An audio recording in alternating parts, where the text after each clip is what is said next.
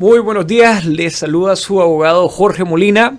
De nuevo es un placer estar con ustedes el día de hoy. Vamos a continuar con el tema de la inadmisibilidad. En las semanas anteriores hablábamos de qué es lo que es la inadmisibilidad, estábamos definiendo qué es lo que nos hace inadmisible y qué significa para nosotros, ¿verdad? Y les dimos una lista de cosas o de delitos que nos pueden hacer inadmisibles. El día de hoy me gustaría explorar un poquito más el tema y darles ejemplos concretos con algo de estrategias que podemos utilizar para evitar que un hallazgo de inadmisibilidad, o si pues no podemos evitar el problema, ver si podemos tener algún perdón, ¿verdad?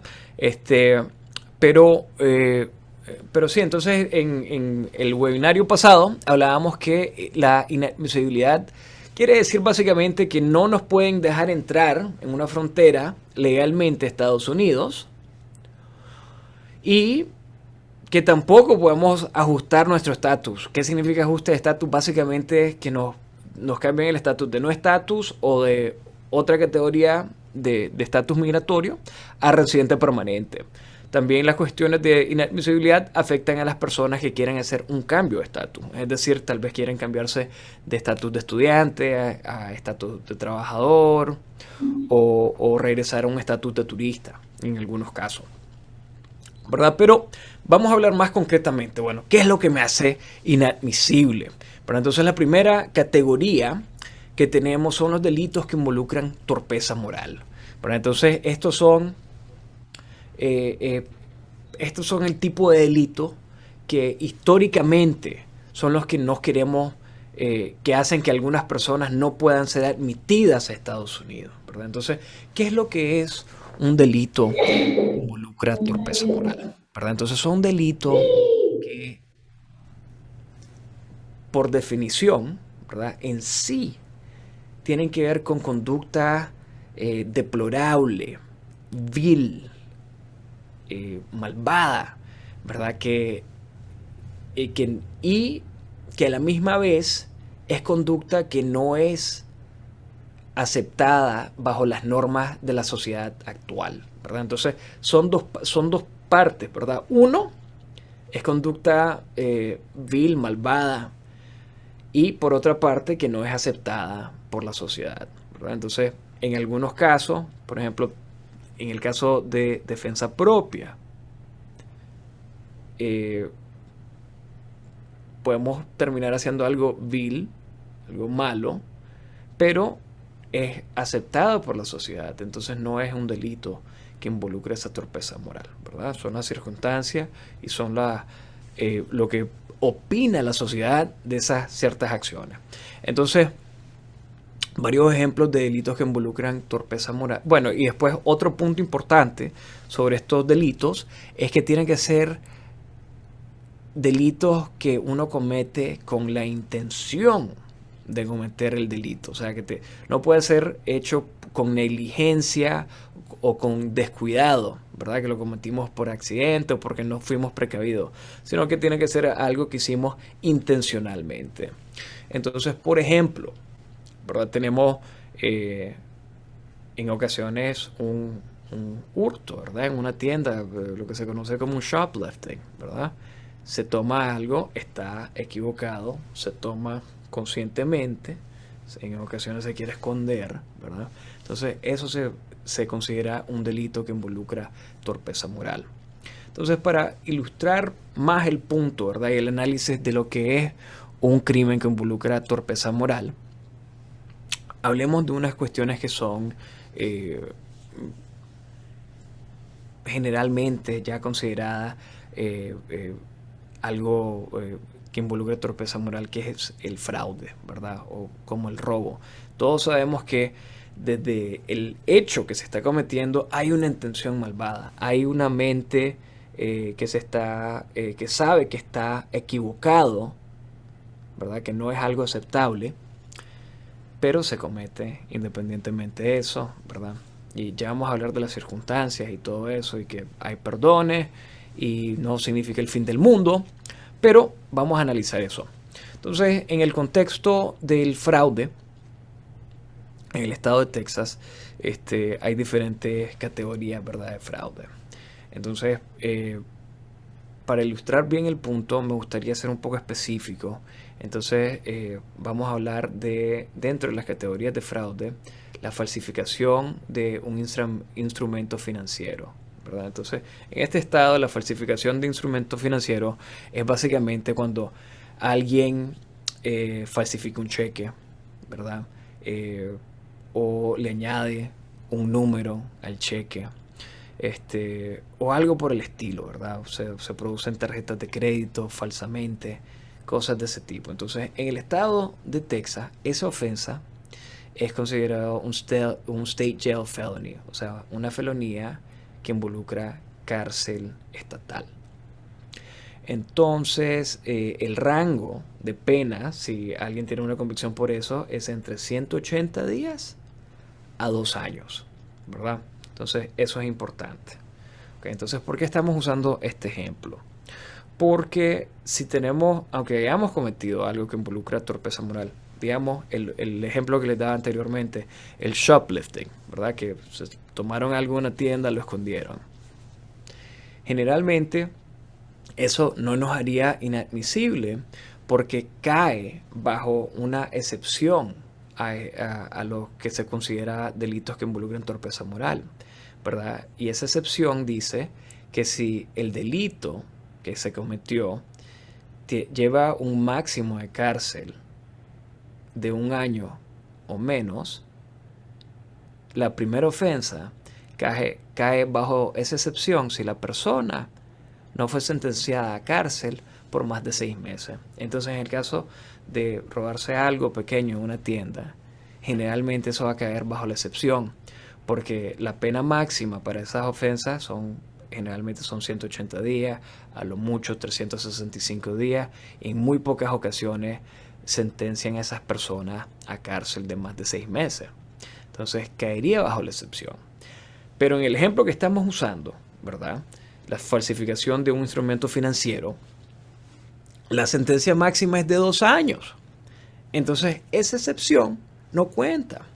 Entonces, en muchas ocasiones tenemos desafortunados, ¿verdad? Nos dicen, mira, lo que hice yo es que falsifiqué un cheque, le cambié un número, ¿verdad? No fue mucho dinero, de todas formas. Le añadí un 0 a un cheque de $5, por ejemplo. Hice $45, no podríamos hacer algo más. No, porque lo que castiga la ley en este estado es el hecho de usar un instrumento financiero de esta forma, ¿verdad? Entonces, la sentencia máxima ahí es de 2 años. Entonces, no cae bajo la excepción. Los hechos de sí, o sea, todo lo que cometió la intención de hacerlo con su puño y letra, lleva a un hallazgo de culpabilidad, ¿verdad? Entonces, en esos casos, lo único que hay que se queda por hacer, si ya cometimos el error, ¿verdad?, y hemos aprendido eso, es ver si tenemos la posibilidad de pedir un perdón de inadmisibilidad. Y en muchas ocasiones, de hecho en la mayoría de los casos que tenemos una esposa o esposo que son residentes permanentes o ciudadanos americanos, o padres que son residentes o ciudadanos americanos, o en algunas otras ocasiones hijos que sean ciudadanos americanos, podemos calificar para un perdón, ¿verdad? Pero ese es el ejemplo que les quería dar de las cuestiones de torpeza moral, ¿verdad? A eso es lo que me refiero. Son ese tipo de delitos que sabemos que cuando los estamos cometiendo está mal hecho, independientemente de las circunstancias, ¿verdad? O sea, si tenemos que robar pan para comer, ¿verdad?, todavía sabemos que está mal, que lo estamos robando. Pero dependiendo de la circunstancia y la gravedad de esa ofensa, podría ser que cae bajo una de las excepciones que les dije anteriormente, o podría ser que calificamos para un perdón, ¿verdad? Entonces, si están en esta situación, si cometieron un error, ¿verdad?, y todavía no han sido declarados culpables o que están viendo si quieren pelear el caso y eso, consulten con un abogado calificado, ¿verdad? Que les pueda explicar las consecuencias de estos delitos para cuestiones de inmigración. Por otra parte, si ya tienen la convicción, ¿verdad? Y están en el proceso migratorio, antes de meter cualquier papel, si tienen este problema, consulten con un abogado calificado. Lo último que quieren estar es en una entrevista con inmigración sin abogado y esto sale a relucir y no podemos explicar qué es lo que pasó y explicarles a las autoridades de inmigración que en este caso o cae bajo de una de las excepciones o calificamos para un perdón. Entonces, importante, si tienen ese problema, contacten a un abogado calificado, nos pueden llamar a nosotros y con mucho gusto los podemos asistir. Por otra parte, me gustaría hablar de también otros problemitas, ¿verdad? Que en ocasiones cometemos, que pensamos que no son gran cosa, pero que nos pueden tener problemas extremadamente serios para cuestiones de inmigración. Y estos son, por ejemplo, todos los casos que tengan que ver con posesión de marihuana o posesión de utensilios para el consumo de marihuana. Entonces en inglés se llama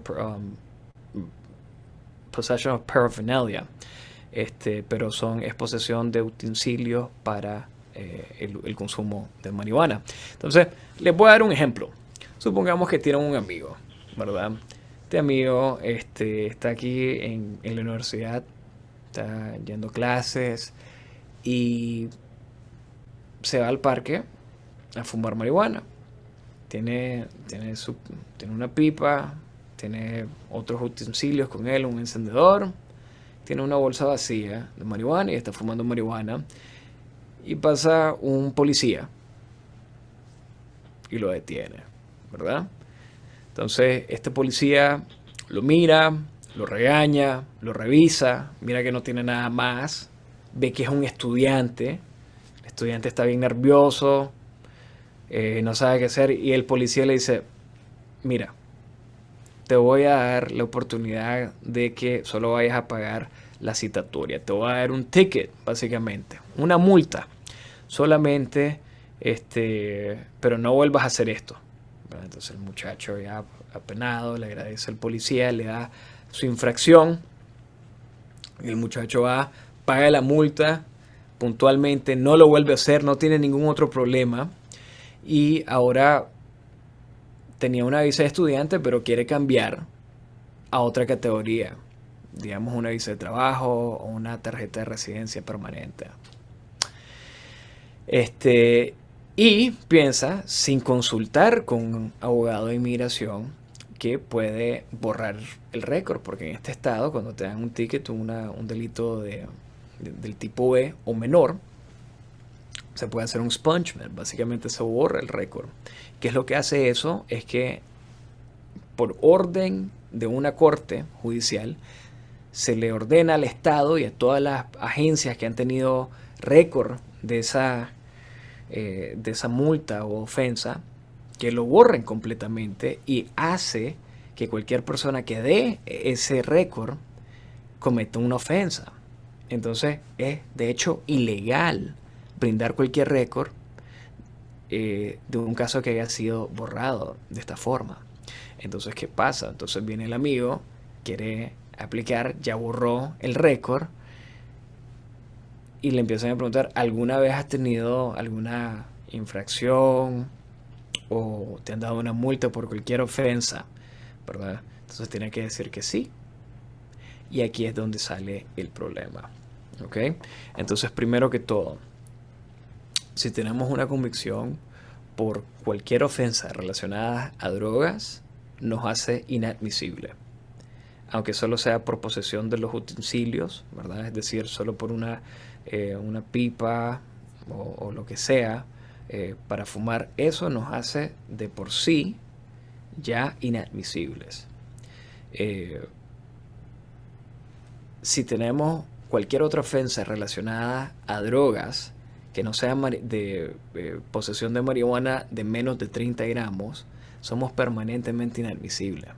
No pueden regresar a Estados Unidos, no pueden cambiar estatus, punto. si tenemos posesión de marihuana de menos de 30 gramos o una ofensa relacionada a la posesión de marihuana de menos de 30 gramos, podemos pedir un perdón. Pero aquí está el problema para una persona que haya ahorrado una multa de ese tipo, que le estaba diciendo, el ejemplo del amigo, que nos toca a nosotros cuando estamos pidiendo un beneficio de inmigración comprobar que nosotros calificamos para el beneficio. Y si no tenemos el récord, no podemos documentar y demostrar que la ofensa se relacionaba a posesión de menos de 30 gramos de marihuana. Entonces, si borramos el récord, nos estamos afectando a nosotros mismos en un futuro, porque no le vamos a poder dar ese récord a las autoridades de inmigración y decirles, miren, si somos inadmisibles, cometimos un error, pero calificamos por un perdón. Y calificamos por un perdón porque esto se relaciona a una ofensa de menos de posesión de menos de 30 gramos de marihuana. Entonces, si no tenemos el récord completo, es sumamente difícil hacer eso. Entonces, para que no cometamos este error, lo mejor es consultar a un abogado de inmigración de antemano, ¿verdad? En muchas ocasiones un abogado penalista lo mira y en realidad pues la sociedad mira posesión de utensilios para el consumo de drogas como algo mínimo. Por eso es que un policía puede darnos una multa en vez de llevarnos arrestados. Pero tener repercusiones serias en cuestiones de inmigración. Entonces, en ocasiones nos dicen, mira, no, ¿tienes algún problema? No, pero hace años me dieron una multa por posesión de una pipa en mi carro. Entonces no pasa nada porque ya pagué la multa. Y no, entonces hay que investigar un poco más, ¿verdad? Entonces es algo serio, pero en resumen, una convicción que tenga que ver con drogas generalmente nos hace perpetuamente inadmisible, a menos que sea por posesión de menos de 30 gramos de marihuana o una ofensa relacionada a posesión de menos de 30 gramos de marihuana. Bueno, y para cerrar, quería hablar un poco de otras ofensas de inadmisibilidad que son extremadamente comunes, ¿verdad? Y que son decir falsamente ser ciudadano americano y compararlo con decir falsamente ser residente permanente de Estados Unidos versus un ciudadano americano.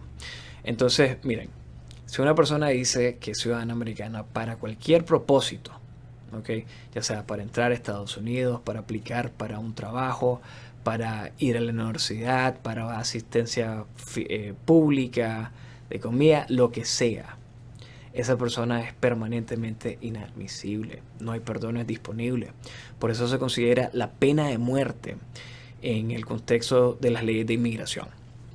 Entonces, desafortunadamente tenemos muchas ocasiones donde nos dicen, mira, yo apliqué, pero para que nos dejaran ir a la escuela en tal lugar, o quise entrar de esta forma en la frontera, ¿verdad? Y me agarraron. Entonces, desafortunadamente en esos casos no hay nada que se pueda hacer.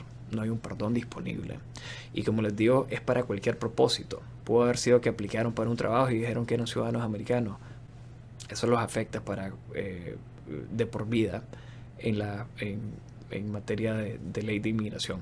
Pero, por otro lado, digamos que en un trabajo decimos que somos residentes permanentes y no un ciudadano americano. Eso no nos afecta para cuestiones de ley de inmigración, porque cuando decimos falsamente ser residentes permanentes, la ley solo lo castiga cuando le estamos hablando a un agente del gobierno de Estados Unidos.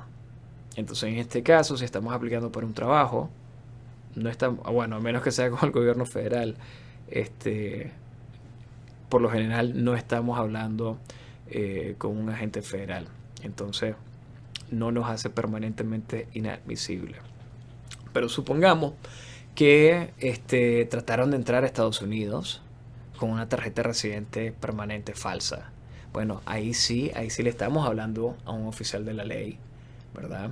Estamos haciendo esto para entrar legalmente a Estados Unidos. Entonces, ahí tenemos un problema de inadmisibilidad. Y en esos casos, hay un perdón disponible, ¿verdad? Que se y se les aprueba a personas que son esposos, esposas, hijos o hijos de ciudadanos americanos o residentes permanentes, ¿verdad? Pero esa es la diferencia, ¿verdad? Entonces, decir que somos ciudadanos americanos versus residentes permanentes es una diferencia de noche y día. En una, si hay perdón, ¿verdad? Y es un contexto bien específico. La otra es para cualquier propósito y no hay perdón. Pero bueno, esperamos que esta plática inicial, ¿verdad? El siguiente webinario vamos a hablar un poquito más de otras cosas que nos hacen inadmisibles. Pero esperamos que sean de su agrado y que lo puedan usar. También tenemos artículos que vamos a circular. Si tienen alguna pregunta sobre esto, siempre nos pueden contactar al 469-708-5800, de nuevo 469-708-5800, o nos pueden mandar un correo electrónico al info@jmolinalawfirm.com, de nuevo info@jmolinalawfirm.com. Mi nombre es Jorge Molina y ha sido un placer darle esta plática. Saludos.